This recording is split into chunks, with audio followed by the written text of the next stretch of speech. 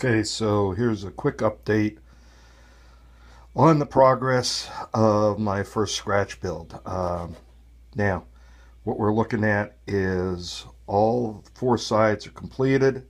They've all been uh, framed out for the windows. I wanted to show this section over here because my brother Andrew had asked how did we come up with the internal framing for when we're going to assemble. So I really didn't show that, but what we did is we took strips of styrene and we framed out the exterior of the walls. So when we assemble it, we'll come over here, we'll take this one, we'll take a look. We will, this then will match up to the exterior wall like that.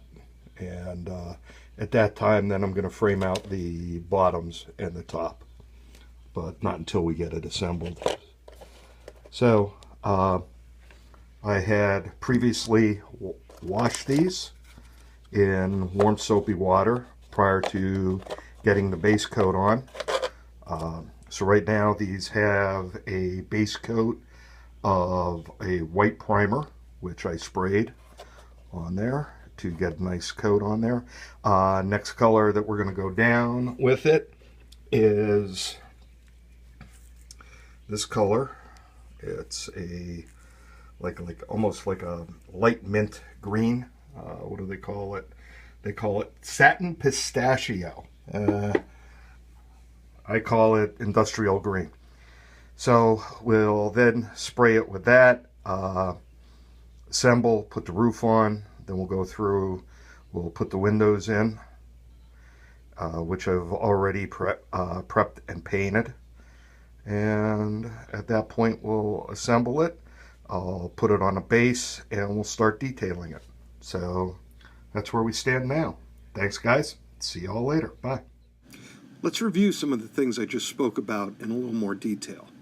The first thing I did in preparation for painting the walls and windows was to wash the parts in a bath of mild detergent and water, making sure to scrub the parts with a very soft toothbrush. This is an important step as it removes any excess dirt, oils, fingerprints from the parts, ensuring a clean finish for the paint to adhere to. After I had washed all the parts to be painted, I allowed them to air dry overnight on some clean paper towels. Once dry, I then used Krylon Color Master Flat White Primer as my base coat and gave the walls 3 thin, even coats, waiting a full 24 hours between each coat. Here's a tip. If you're planning on painting styrene with acrylics, you need to put down a base coat of an oil, lacquer, or plastic-friendly based paint to give the acrylics something to adhere to. Acrylic paint really does not stick to bare styrene very well, and giving the parts a primer coat will keep the acrylics from flaking off. Next, I painted the windows and doors using a paper plate and painter's tape so I could paint them with ease.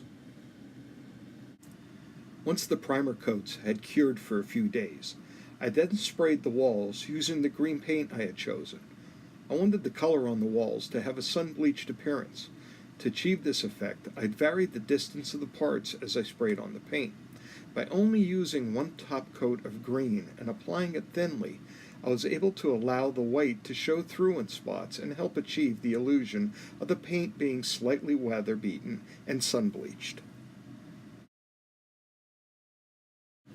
So let's see how things turned out so far. As you can see, I haven't assembled the walls yet, and I still need to install the door frame and doors and finish the floor and roof. Let me know what you think in the comment section down below this video. Please like, share, and subscribe to my channel. And don't forget to ring the bell so you can be notified when I post other videos. Thanks for watching, and remember to check out these great channels.